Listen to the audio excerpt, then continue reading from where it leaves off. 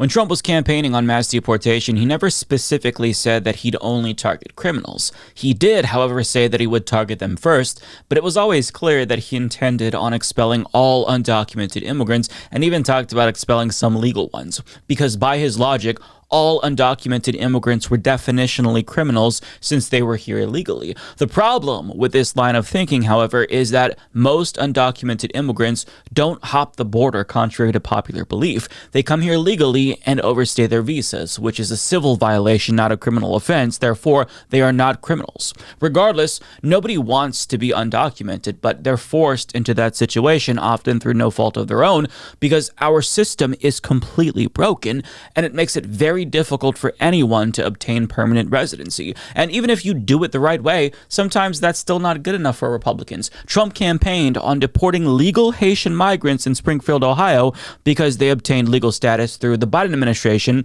which therefore makes their residency illegitimate in his eyes. But regardless of whatever bullshit justification they use, it's clear that the Trump administration isn't just targeting criminals. They're targeting law-abiding, tax-paying immigrants as well. And the reason why they want you to think that they're only targeting criminals is so that way you believe that their deportations are warranted and just. But regardless if they're criminals or not, all of them are entitled to due process. And the fact that so many people, both immigrants and citizens, have had their constitutional rights violated in service of mass deportation is deeply alarming. And the fact that so many Americans don't seem to care about that is also alarming for different reasons. But a lot of people, including Trump's own supporters, didn't expect things to be this bad. And they certainly didn't expect their loved ones to be caught up in this mess. But now some of them are finding out the hard way that when Trump said mass deportation, he didn't just mean the bad immigrants. He meant all immigrants. And an individual named Bradley Bartell, who voted for Donald Trump, is realizing that his vote may have doomed his own wife, Camilla. And I want to talk about their story because I think it's important. Lauren Villagran of USA Today reports, Bradley Bartell and Camilla Muñoz had a familiar small-town love story before they collided with immigration politics. They met through mutual friends, had a first date at the local steakhouse, married after 2 years, and were saving to buy a house and have kids. Muñoz was already caring for Bartell's now 12-year-old son as her own. But last month, on their way home to Wisconsin after honeymooning in Puerto Rico, an immigration agent pulled Muñoz aside in the airport. "Are you an American citizen?" asked the agent. She answered no, she wasn't. She's from Peru, but she and her husband had taken the legal steps so that one day she might get U.S. citizenship. Before agents led her away, Muñoz pulled off her wedding ring, afraid it might get confiscated. She shoved it into her backpack and handed it to Bartell.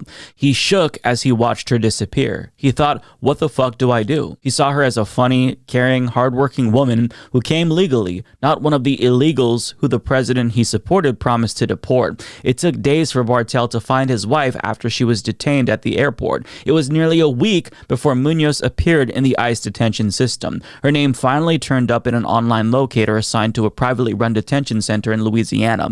On a video call, her black curls hanged askew. She wears a tan uniform reflecting her lack of criminal record. Bartell worries about his wife. "Emotionally, I'm concerned for her," he said. "It can't be easy being trapped in a room with 100 other people. They don't have anything in there. It's just so wasteful." Now, I want to pause right here to give you some additional context because, like other immigrants, her status changed through no fault of her own. So she ended up overstaying her visa because she couldn't leave the country because flights were canceled and the border was shut down due to COVID-19. So naturally, she had to support herself. So she got a job working at a farm. She ended up meeting her husband at some point and decided that she wanted to stay because she ended up building a life for herself here. And this happens all the time. Immigrants move here legally, create lives for themselves, fall in love, have children, and then their status changes. And then they're forced to choose to either give up everything that they've built for themselves here or risk it all and stay in the country and try to find some way to stay legally. Any human being in this predicament would make that same decision. Anyone would. I would, you would. It's the human thing to do. That's what Bartell's wife decided to do. And she didn't do anything wrong. These people who stay here and they overstay their visas because they built lives for themselves and can't find a way to stay legally, that's not inherently bad. What does that do to you? How does that harm other people? It doesn't. But yet, she's being punished because people like her husband, voted for a man who doesn't think people like her deserve to be here. And on that note, the article continues, both of them have been thinking a lot about Bartell's vote for Trump. Yeah, I fucking bet. I knew they were cracking down, he said. I guess I didn't know how it was going down. He imagined the administration would target people who snuck over the border and weren't vetted. But his wife, they know who she is and where she came from, he said. They need to get the vetting done and not keep these people locked up. It doesn't make any sense. In other words, it's not like he was completely ignorant. He had some idea that a crackdown of sorts was coming. He just mistakenly thought that it was about whether or not the immigrants were vetted and not vetted, which doesn't really make sense. I don't know why he thought that, because Trump was very clear that he wanted to deport all immigrants, including some legal ones. So I'm not sure why he didn't take the time to look into this further. But I mean, what do you say? I don't know what to say about things like this. I swear to God, the profound stupidity of the average American never fucking ceases to amaze me. This is why we're one of the only developed OECD nations that doesn't have universal health care or mandatory paid sick leave, because our collective idiocy makes brainwashing us so fucking easy. We are so easy to take advantage of because of how brainless we are as a fucking society. Like, they don't even have to try. Listen, Reagan literally told an entire generation of Americans that we have to give tax cuts to rich people because their wealth would trickle down. And most Americans believed it. Many still believe it, even though that philosophy has led to a level of income and wealth inequality that has surpassed the Gilded Age. They still think that the wealth is going to trickle down someday, anytime now. I mean, it's hard to not feel hopeless when so many Americans are uniquely susceptible to getting duped by politicians and con men, quite frankly. I don't know what to say. And when it comes to immigration personally, if I wasn't sure whether or not a xenophobic presidential candidate's mass deportation policy would affect someone that I love, I probably would just sit that election out. Is that so hard to do? Is it so hard to just not vote if you're not really sure? I mean, even if you weren't sure whether or not your wife would be directly affected, did you not think about whether or not the xenophobic culture that Trump was fostering would maybe harm her indirectly? I mean, even if she's not deported, things have gotten so bad, the vitriol towards immigrants have gotten so bad that Republican congressional candidates are proposing mass executions of immigrants. I mean, it's been clear for a while that this fascist party was getting increasingly Hitlerian over time. So even if you're ignorant of history and don't really follow politics too closely, did it even occur to you once that the increasing hostility towards immigrants might be a little bit bad for the person you fell in love with, even minimally? Maybe even if it just affects her on a mental level, is that not enough for you to say, I can't support this? Did you not see any red flags? I mean, Jesus Christ. And it's already bad enough that his wife has to suffer the consequences for his stupidity. But to make matters worse, other people have to suffer because of people like him who don't do any fucking research. But here's some examples of other innocent immigrants like his wife who've also been detained. A woman in her 50s who's lived in the country for more than 30 years and is married to a U.S. citizen. A woman in her 30s with proof of valid permanent legal residency whose father and siblings are U.S. citizens and who first came to the U.S. as a teen. A European woman in her 30s engaged to a U.S. citizen who overstayed her visa when she was 21. A woman engaged to a U.S. legal permanent resident with whom she has lived for 9 years. I don't know how detaining or deporting any of these women makes the country better. How does this make America great again? Does their absence suddenly bring down the cost of eggs? Does it make the cost of living cheaper? I mean, these are rhetorical questions, sure, but we also have to come to terms with the fact that a huge portion of the population, they're not ignorant. They would happily doom themselves to perpetual economic austerity just to fuck over immigrants and marginalized people, because America isn't just plagued by stupidity, it's also plagued by cruelty and a deep, deep racism and xenophobia that we've never gotten rid of. It's always been there, but there are certain times where it's more implicit as opposed to explicit, but now it's bubbling up to the top, and all of the problems of society are being blamed on immigrants and trans people and DEI, and I just feel like if your bullshit detector doesn't go off and you just accept that, oh, the immigrants are the problem when people at the top are making record profits, when CEOs are buying their 7th mansion and 4th yachts, the fact that you blame people with no money and no power, I mean, I just kind of feel like you're kind of dumb if you just accept that and you don't question that narrative at all. And part of the problem with mass deportation in particular is that you can't pull something like that off unless you violate human rights.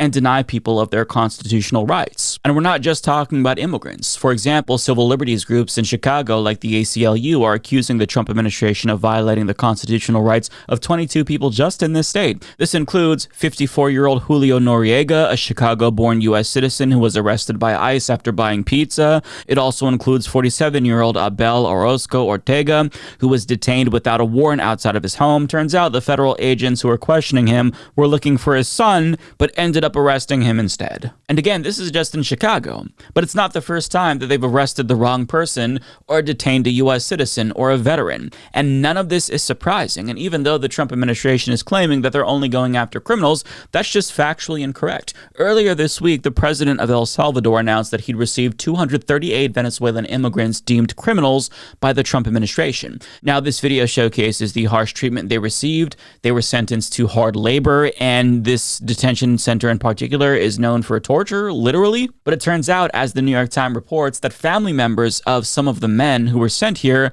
contested the accusation that their family member was in a gang, and as Aaron Reichlin Melnick of the American Immigration Council points out, the Trump administration admitted that the men in that video who were sentenced to hard labor and might be tortured might not have had criminal records after all. Shocker, I know. In fact, we know for a fact that some of them are innocent. Aaron explains that the innocent men who were denied due process includes a tattoo artist seeking asylum who entered legally, a teen who got a tattoo in Dallas because he thought it looked cool, and a 26-year-old whose tattoos his wife says are unrelated to a gang. In other words, they were profiled because of their race and because of the tattoos that they had, which were interpreted as gang tattoos, when in fact, they were not gang-related tattoos, they were just tattoos, but since they were on brown people, they thought, oh, those are gang tattoos, of course, lock them up, that's good enough, don't need to have any trial, no due process, lock them up, throw away the keys, send them to El Salvador, have them tortured, that's justice right there, that's making America great again. What a joke.